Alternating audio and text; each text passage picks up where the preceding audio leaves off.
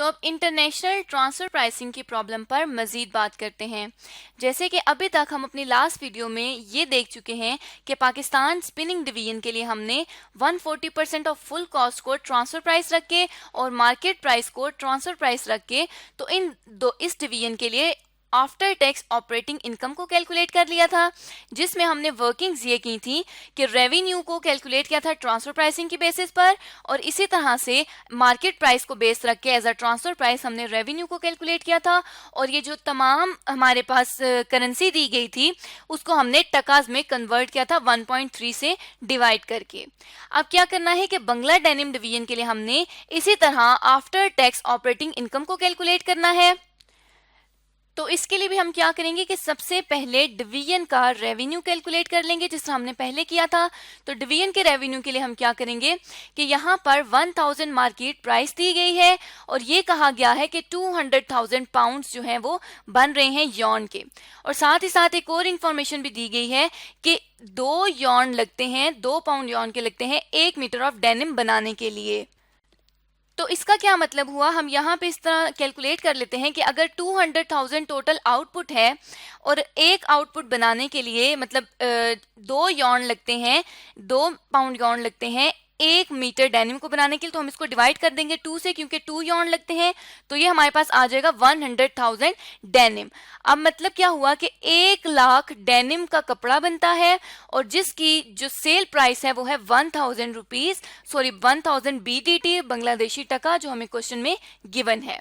हमने अब इसको कैलकुलेट कर लिया। अब डिवीजन रेवेन्यू के लिए हम क्या करेंगे कि सेम, क्योंकि दोनों जो 140% ऑफ फुल कॉस्ट या मार्केट प्राइस है, इन दोनों के केस में हमारे पास जो डिवीजन का रेवेन्यू है वो सेम रहेगा, क्योंकि हम एक्सटर्नली सेल कर रहे हैं।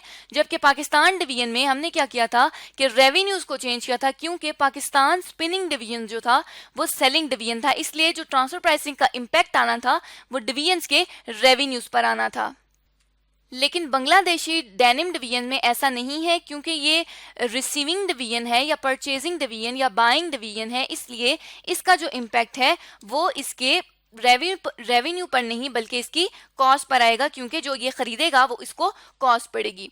तो यहाँ पे 100,000 को हम मल्टीप्लाई कर देंगे आउटपुट से, तो ये आ जाएगा 100 मिलियन रुपीज। ऐसे ही जितना रेवेन्यू 140% ऑफ फुल कॉस्ट के केस में आएगा, उतना ही रेवेन्यू मार्केट प्राइस के केस में भी आएगा।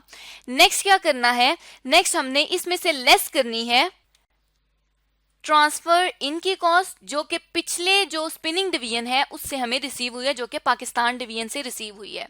तो पाकिस्तान डिवीजन की जो उसका जो सेलिंग रेवेन्यू था वो ऑर्गेनाइजेशन के पास यहाँ पर जो बांग्लादेश डिवीजन है उसमें उसकी कॉस्ट बन जाएगी, क्योंकि जितने पर उसने सेल किया है पाकिस्तान डिवीजन ने, उतने पर ही बांग्लादेश डिवीजन ने उसको परचेज किया है।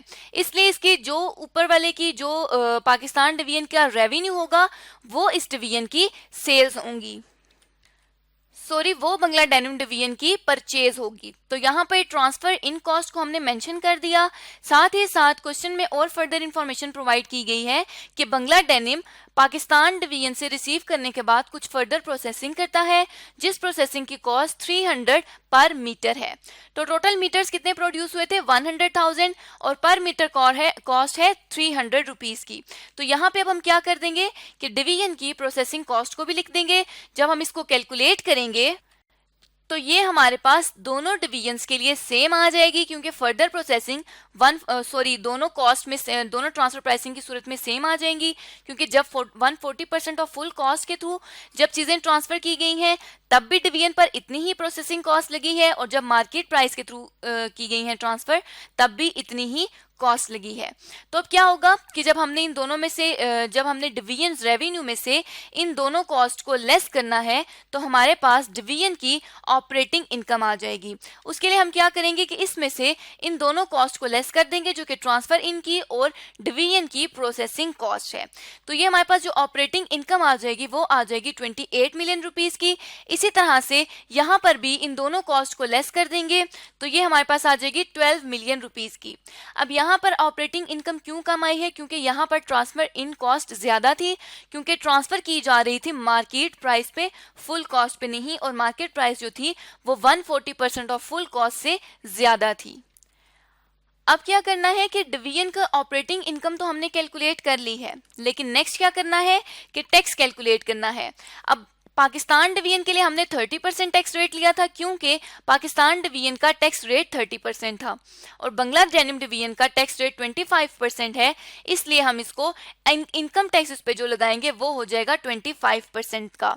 तो जो ये डिवीजन की इनकम है उसको मल्टीप्लाई कर देंगे 25% से, तो ये 7 मिलियन रुपीस का इनकम टैक्स आ गया 140% ऑफ फुल कॉस्ट के केस में। इसी तरह जब हमने इसको कैलकुलेट किया सेकंड मार्केट प्राइस के बेसिस पर, तो ये आ गया 3 मिलियन रुपीस का इनकम टैक्स मार्केट प्राइस की बेसिस पर। अब जब डिवीजन की ऑपरेटिंग इनकम में से इनकम टैक्स को लेस करेंगे तो ये हमारे पास आ जाएगा डिवीजन की आफ्टर टैक्स ऑपरेटिंग इनकम। उसके लिए हम एज इट इज वही करेंगे जो हमने पहले किया था कि डिवीजन की ऑपरेटिंग इनकम में से टैक्स को रिड्यूस किया, तो ये हमारे पास 21 मिलियन रुपीस का division after tax operating income आ गया 140% ऑफ फुल कॉस्ट के केस में, और इसी तरह से 9 मिलियन रुपीस आ गया अगर मार्केट प्राइस को ट्रांसफर प्राइस की बेसिस पर चार्ज किया जाए तो। अब क्वेश्चन के मुताबिक हमारी दूसरी रिक्वायरमेंट भी पूरी हो गई है कि हमने कैलकुलेट कर लिया है after tax operating income Bangladeshi टके में दोनों डिवीजन्स का। लास्ट क्या है कि Bangla Denim Incorporation as a whole का भी हमने ऑपरेटिंग इनकम को फाइंड करना है। तो अब क्या करना है कि ओवरऑल हमने देखना है कि ओवरऑल क्या आफ्टर टैक्स ऑपरेटिंग इनकम है, जिसके लिए हमें एक लाइन क्वेश्चन में दी गई थी कि दोनों कंपनीज में टैक्स अवॉइडेंस को फॉलो किया जाएगा। तो एक कंपनी में अगर टैक्स पे कर दिया है, एक डिवीजन ने अगर टैक्स पे कर दिया है तो दूसरी डिवीजन टैक्स नहीं पे करेगी। तो यहाँ पे हम देख सकते हैं कि पाकिस्तान डिवीजन ने अपना 30% पे कर दिया है और बांग्ला डेनिम डिवीजन ने भी अपना 25% का टैक्स पे कर दिया है। अब जब इन दोनों की इनकम्स क्लब होंगी या इन दोनों की इनकम ऐड होंगी ओवरऑल कंपनी की इनकम में, तो क्या होगा कि इनको आफ्टर टैक्स नहीं किया जाएगा, मतलब पाकिस्तान डिवीजन का जो 30% टैक्स है और इसके जो डिवीजन की ऑपरेटिंग इनकम है आफ्टर टैक्स, उस पर दोबारा से 25% का रेट अप्लाई नहीं किया जाएगा, बल्कि उसको डायरेक्टली ऐड किया जाएगा। तो इसमें हम क्या करेंगे कि ओवरऑल के लिए हम सिंपली 8.4 मिलियन जो कि फुल कॉस्ट के 140% ऑफ फुल कॉस्ट के केस में डिवीजन का आफ्टर टैक्स प्रॉफिट था पाकिस्तान डिवीजन का, इसी में हम ऐड कर देंगे बांग्ला डेनिम डिवीजन का आफ्टर टैक्स ऑपरेटिंग इनकम। तो इसको हमने जब ऐड किया तो ये ओवरऑल कंपनी के लिए प्रॉफिट ऑपरेटिंग इनकम आ गई 29.4 मिलियन रुपीस की। ऐसे ही मार्केट प्राइस के केस में भी हम क्या करेंगे कि दोनों इनकम्स को ऐड कर देंगे। जब दोनों इनकम्स हमने ऐड या क्लब किया तो ये हमारे पास आ गया 28.6 मिलियन रुपीस की ऑपरेटिंग इनकम। तो इस तरह से अब अगर बात की जाए कि कंपनी को 140% ऑफ फुल कॉस्ट रखनी चाहिए या मार्केट प्राइस रखनी चाहिए, तो हम यहाँ पर देख सकते हैं कि कंपनी का जो ओवरऑल प्रॉफिट है वो तो इंक्रीज कर रहा है 140% ऑफ फुल कॉस्ट में।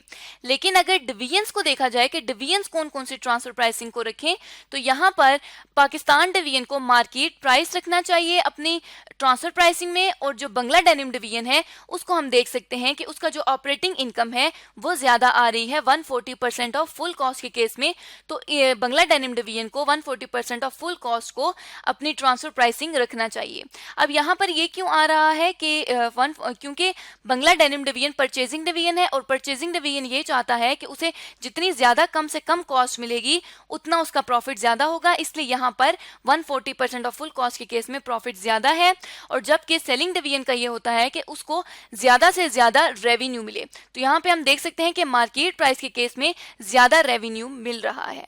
तो इस तरह से आज की इस वीडियो में हमने जाना कि जब इंटरनेशनल ट्रांसफर प्राइसिंग की जाती है तो किस तरह से ऑपरेटिंग इनकम को कैलकुलेट किया जाता है, और हमने 140% ऑफ फुल कॉस्ट और मार्केट प्राइस को एज अ ट्रांसफर प्राइस रख के दोनों डिवीजन्स के लिए division after tax operating income को कैलकुलेट किया।